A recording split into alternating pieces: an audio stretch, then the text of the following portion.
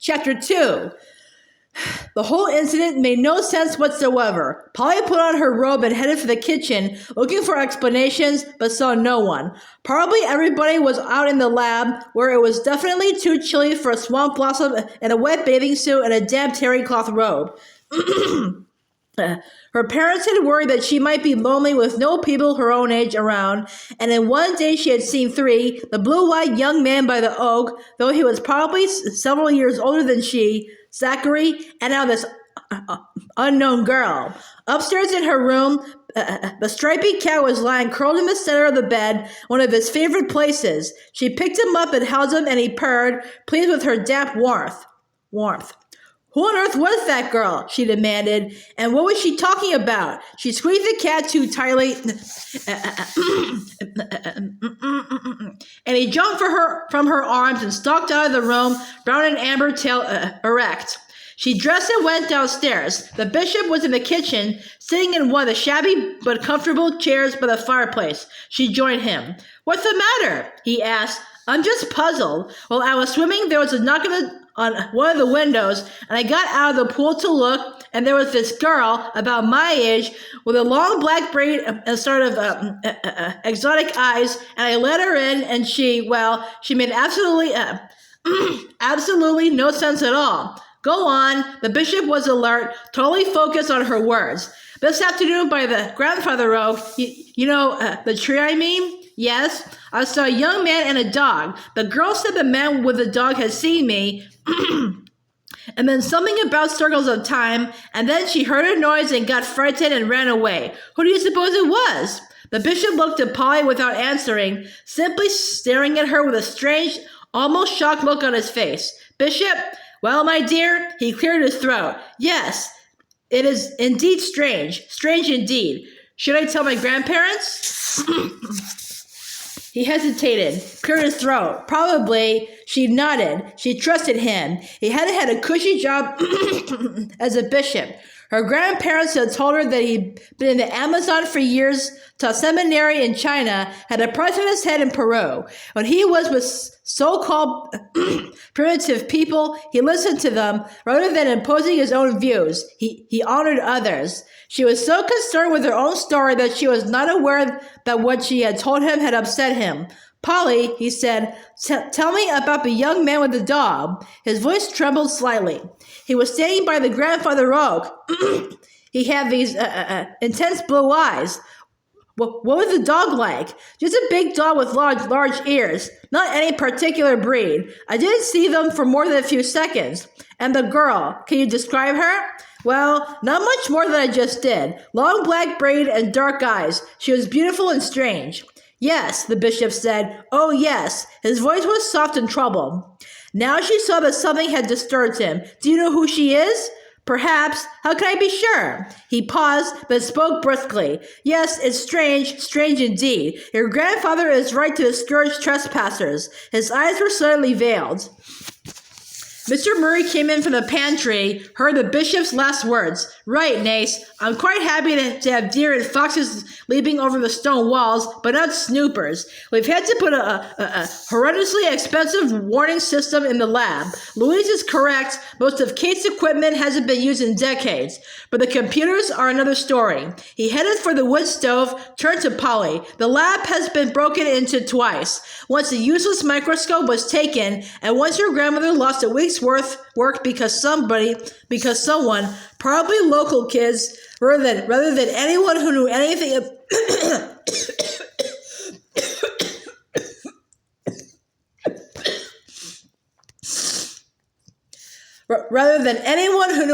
about her work, played around with the computer. He opened the small oven on the wood stove, and the odor of freshly baked bread filled the kitchen.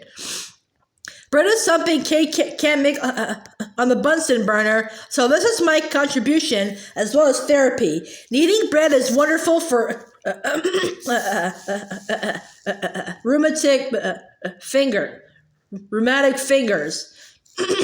Mrs. Murry and Dr. Louise followed him into the kitchen. Mrs. Murry lit candles in addition to the oil lamps and turned out the lights. Dr. Louise put a large casserole out of Mrs. Murry's chicken concoction on the table, and Mr. Murry took a bowl of autumn vegetables from the stove: broccoli, cauliflower, sprouts, onions, carrots, leeks. The bishop sniffed appreciatively. Mrs. Murry said, "The twins usually have a vast vegetable garden. Ours isn't nearly as impressive, but Alex does amazingly well." "For an old man, you mean," Mr. Murry said. "Except for your arthritis," Dr. Louise said, "you're in remarkably good shape. I wish some of my patients 10 or more years younger than you did as well." After they were seated and the meal blessed and served, Polly looked at the bishop. His eyes met hers briefly, but he glanced away and his expression was withdrawn. But she thought he had barely perceptibly nodded at her. She said, "I've seen a couple of odd people today." "Who?" her grandfather asked. "You're not talking about Zachary?" Dr. Louise laughed. She shook her head and described both the young man with the dog and the girl. "Zachary thought he was a caretaker, maybe." The bishop choked slightly, got up, and poured himself some water. Recovering himself, he asked, "You say that Zachary saw this young man?" "Sure, he was right there, but he didn't talk to either of us." I hope he wasn't a hunter," Mr. Murry said. "Our land is very visibly posted." "He didn't have a gun. I'm positive. It's hunting season here or something?" "It's never hunting season on our land," her grandfather said. "Did you speak to him? Ask him what he was doing?" "I didn't get a chance. I just saw him looking at me, and when I got to the tree, he was gone." "What about the girl?" Mrs. Murry probed. Polly looked at the bishop. His eyes were once again veiled, his expression non-committal. Polly repeated her description of the girl. "I really don't think they were pushers or vandals or anything bad. They were just mysterious." Her grandfather's voice was unexpectedly harsh. "I don't want any more mysteries." The bishop was staring at the ogham stone sitting on the kitchen dresser, along with assorted mugs, bowls, a gravy boat, a hammer, a roll of stamps. Mrs. Murry's voice was light. "Perhaps they'll be friends for Polly?" "The girl's about my age, I think," Polly said. She had gorgeous soft leather clothes that would cost a fortune in a boutique, and she wore a sort of silver collar with a beautiful stone. Mrs. Murry laughed. "Your mother said you were finally showing some interest in clothes. I'm glad to note evidence of it." Polly was slightly defensive. "There hasn't been any reason for me to wear anything but jeans." "Silver collar." The bishop spoke as though to himself. A torque. He was busily helping himself to vegetables. Mrs. Murry had heard. A torque? She turned to Polly. "Nathan has a book of early metalwork with beautiful photographs. The early druids may have lived among Stone Age people, but there were metal workers at least passing through Britain, and the druids were already sophisticated astronomers. They and the tribal leaders were intricately designed torques." "The wheel of fashion keeps coming full circle," Dr. Louise said. "And how much have we learned since the Stone Age as far as living peaceably is concerned?" Mr. Murry regarded his wife. "There's a picture of a superb silver torque in Nathan's book that I wish I could get for you, Kate. It would eminently suit you." Polly looked at her grandmother's sensible country clothes and tried to visualize her in a beautiful torque. It was not impossible. She had been told that her grandmother was a beauty, and as she looked at the older woman's fine bones, the short, well-cut silver hair, the graceful curve of a slender neck, the fine eyes surrounded by lines made from smiles and pain and generous living, she thought that her grandmother was still beautiful, and she was glad that her grandfather's response was to want to get his wife a torque. Mrs. Murry had taken a blueberry pie from the freezer for dessert and brought it bubbling from the oven. "I didn't make it," she explained. "There's a blueberry festival at the church every summer, and I always buy half a dozen unbaked pies to have on hand." She cut into it, and purple juice streamed out with summer fragrance. "Polly, I can't tell you how pleased I am that your Zachary turned up. It must have been hard for you to leave your friends." Polly accepted a slice of pie. "Island kids tend to be isolated. My friends are sort of scattered. I've been lucky to have Louise living only a few miles away. We've been friends ever since college." Yes, her grandmother was lucky to have Dr. Louise, Polly thought. She had never had a real female friend her own age. She thought fleetingly of the girl at the pool. Polly and the bishop did the dishes together, and the others went to sit by the fire in the living room, urged on by Mrs. Murry, who said they all spent too much time in the kitchen. "So, Island girl," the bishop said, "is all well here?" "Very well, thank you, Bishop." She wanted to ask him more about the man with the dog and the girl at the pool, but it was clear to her that the bishop was guiding the conversation away from them. She took a rinse plate from him and put it in the dishwasher. "My sister has taught me to wash everything with soap, even if it's going in the dishwasher. Be careful, the plates are slippery." "Okay." "Your young man, Zachary Gray. He didn't look well. He's always pale. Last summer in Greece when everybody was tan, Zachary's skin was white. Of course, I don't think he goes out in the sun much. He isn't the athletic type. How was last summer?" The bishop wrung out a sponge. Polly was putting silverware in the dishwasher basket. "It was a wonderful experience. I loved Athens, and the conference in Cyprus was worth a year at school. Maximiliana Horn arranged it all.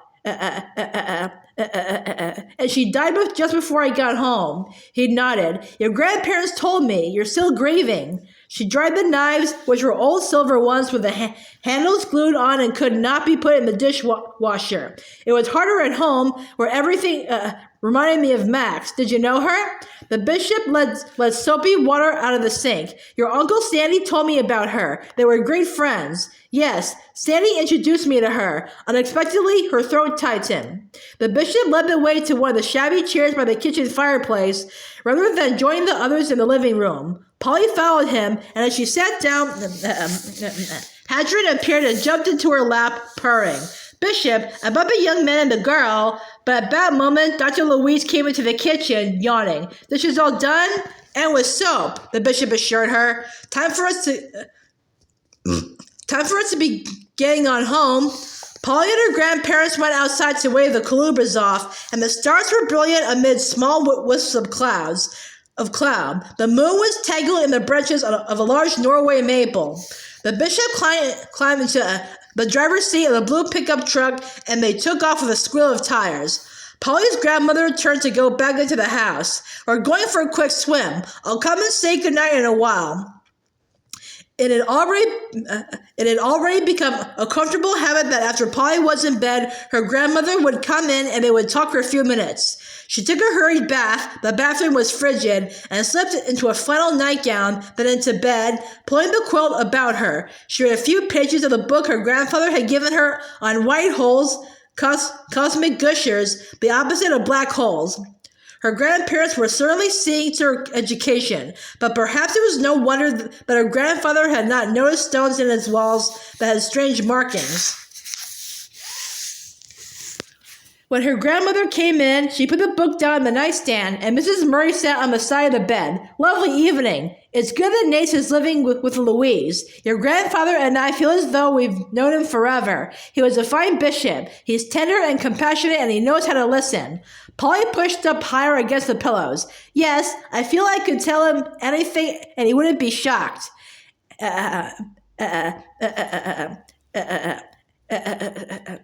And he'd never betray a confidence." "Gran," Polly sat up straight. "Something's been bothering me." "What, my dear? I sort of just got dumped on you, didn't I?"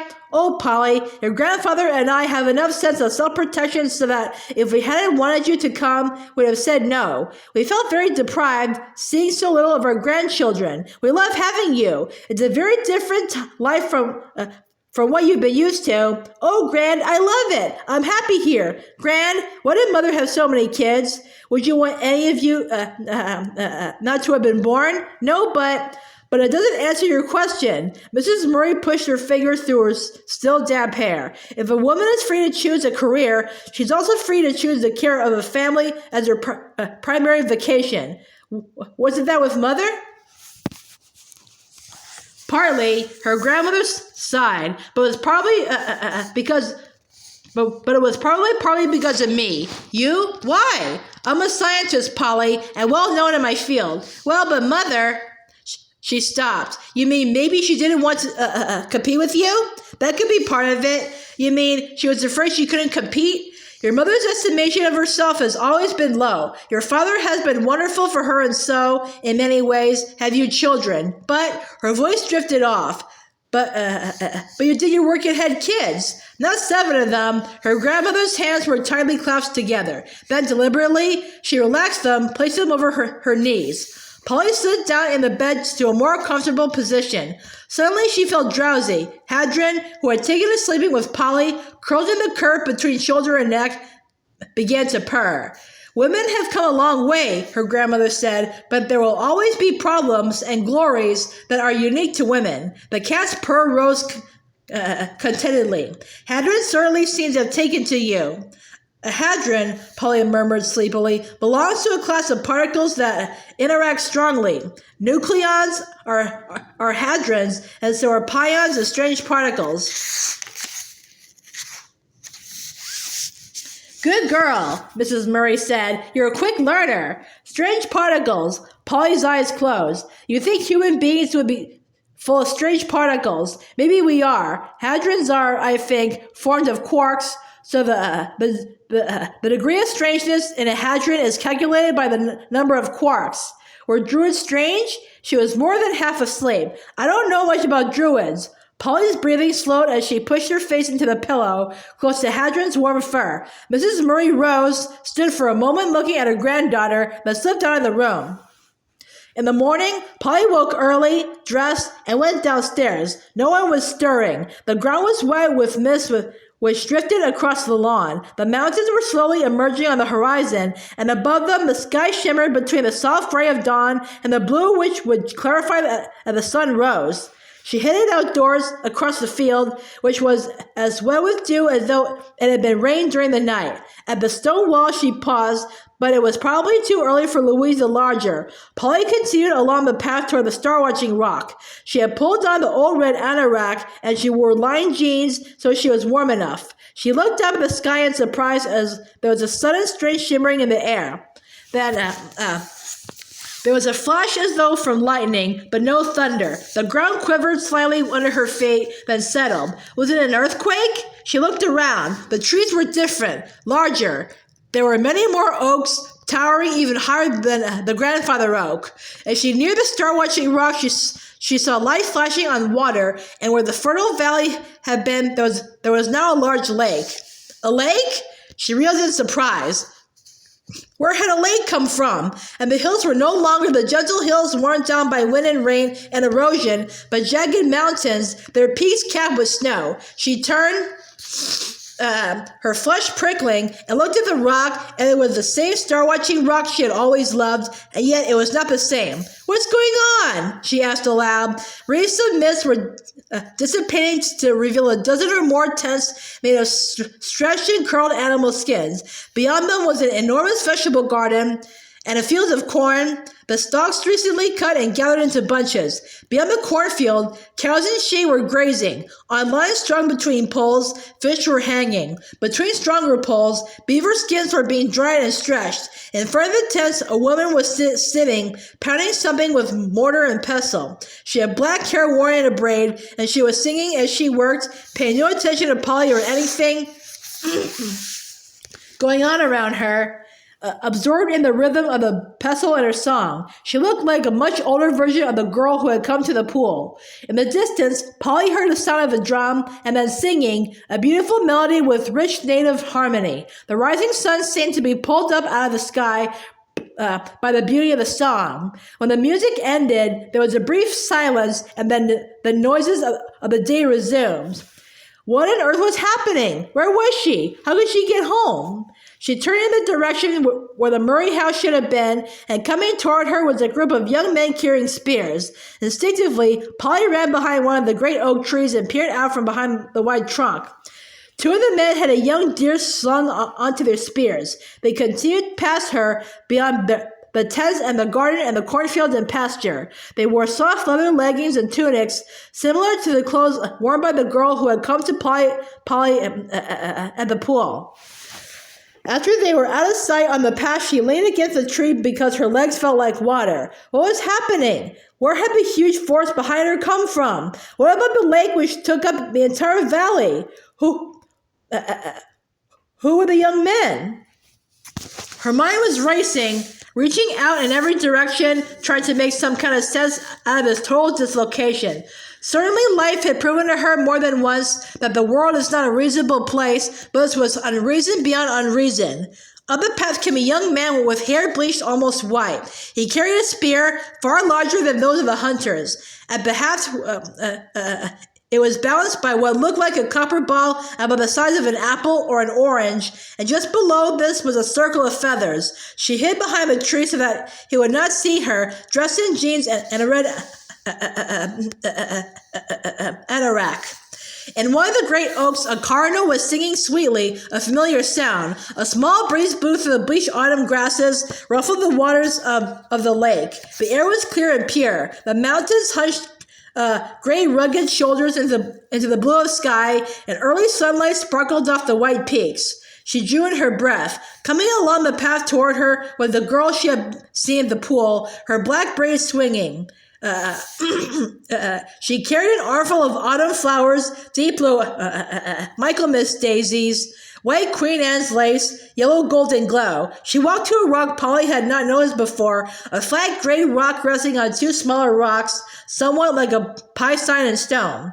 The girl placed her flowers on the rock, looked up at the sky, and lifted her voice in song. Her voice was clear and sweet, and she sang as simply and spontaneously as a bird. When she was through, she raised her arms heavenward, a radiance illuminating her face. Then she turned, and though sensing Polly's presence behind the tree, Polly came out. "Hi!" The girl's face drained of color, and she swirled as though to run off. "Hey, wait!" Polly called. Slowly, the girl walked toward the star-watching rock. "Who are you?" Polly asked.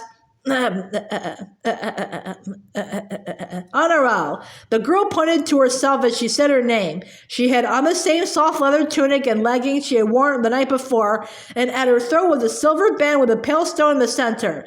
The forefinger of her right hand was held out a little stiffly, and on it was a band-aid, somehow utterly incongruous. "What were you singing? It was beautiful. You have an absolutely gorgeous voice." With each word, Polly was urging the girl not to run away again. A faint touch of peach colored Honoral's cheeks, and she bowed her head. "What is it? Can you tell me the words?" The color deepened slightly.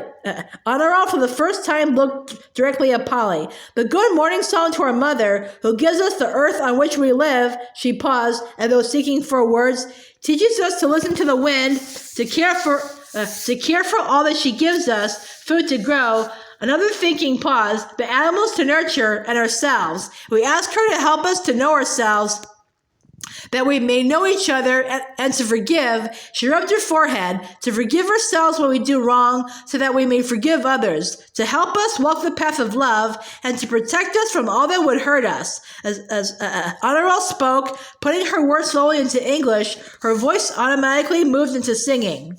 "Thank you," Polly said. "We sing a lot in my family. They love that. I like to learn it. I will teach you." Honoral smiled shyly. Why did you run off last night?" Polly asked. "I was confused. It was not often that circles of time overlap. That you should be here, oh, it is strange." "What is?" "That we should be able to see each other, to speak." Yes, Polly thought. Strange indeed. Was it possible that she and Honoral were speaking across 3,000 years? "You do not belong to my people," Honoral said. You are in a different spiral." "Who are you people?" Honoral stood proudly. "We are the people of the wind." "Are you Indians?" Polly asked. It seemed a rude question, but she wanted to know the answer.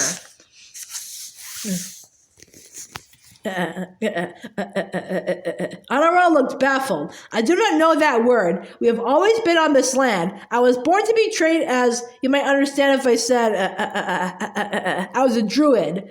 A Native American who was a druid, but druids came from Britain." Honoral smiled. "Druid is not a word of the people of the wind. Corrales, you saw him yesterday by the great oak. Corrales brought the words with him from across the great water. You understand? Well, I'm not sure. That is all right. I have told you my name, my druid name that Corrales gave me, Honoral. And you are? Polly O'Keefe. How do you know my language? Bishop Calubra? Honoral nodded. He taught you? Now Polly understood why the bishop had been concerned when she talked to him about Honoral and Corrales. And it was apparent that he had not told her grandparents or his sister everything he knew about the Ogham stones and the people who walked the land 3,000 years ago. Yes, Bishop taught me. How do you know him? Honoral held out her hands. He came to us. How? Sometimes. Honoral swung her black braid over her shoulder. It is possible to move from one ring to another. Polly had a vision of a picture of an early model of a molecule with a nucleus in the center and the atoms and shells or circles around it. Sometimes an electron jumped from one shell or circle to another, but this picture of the movement of electrons from circle to circle in a molecule didn't help much because honorable circles were in time rather than space. Except, Polly reminded herself, time and space are not separable. You came to my time yesterday, she said. How did you do it? Honoral put slim hands to her face, then took them down and looked at Polly. Corrales and I are druids. For us, the edge of time are soft, not hard. We can move through it like water. Are you a druid? No, Polly was definite. But seeing that I am now in your time, I am in my time, Honoral said. But if you are, I must be. Our circles are touching. Druids know about astronomy. Do you know about time? Honoral laughed. There are more circles of time than anyone can count, and we understand a few of them, but only a few. I have the old knowledge, the knowledge of the people of the wind, and now Corrales is teaching me his new knowledge, the druidic knowledge.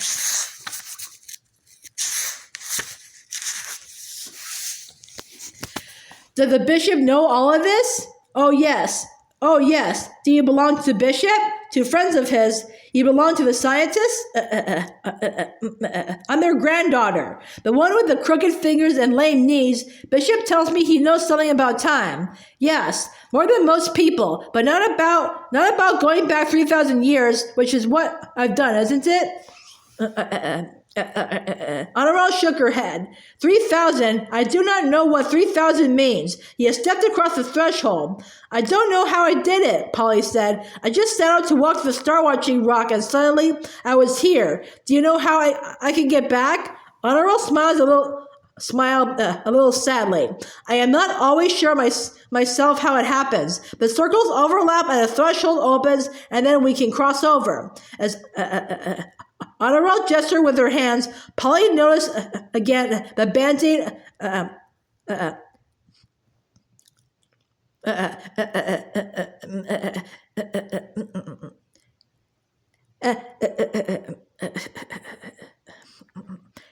Anna critically on Honoral's finger. What did you do to your finger? I cut myself with a hunting knife. I was skinning a deer and the knife slipped.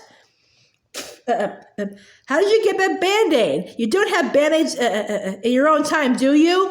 Honoral shook her head. Dr. Louise sewed my finger up for me many stitches. That was more than a moon ago. It is nearly well now. When I could take off the big bandage, Bishop brought me this. She held up the finger with a Band-Aid. How did you get to Dr. Louise? Bishop brought me to her. How? Bishop saw me right after the knife slipped. The cut was deep, oh, very deep. I bled. I was scared, crying. Bishop held my finger, pressing to stop the blood spurting. Then he said, come, and we ran. Bishop can really run, and suddenly we were in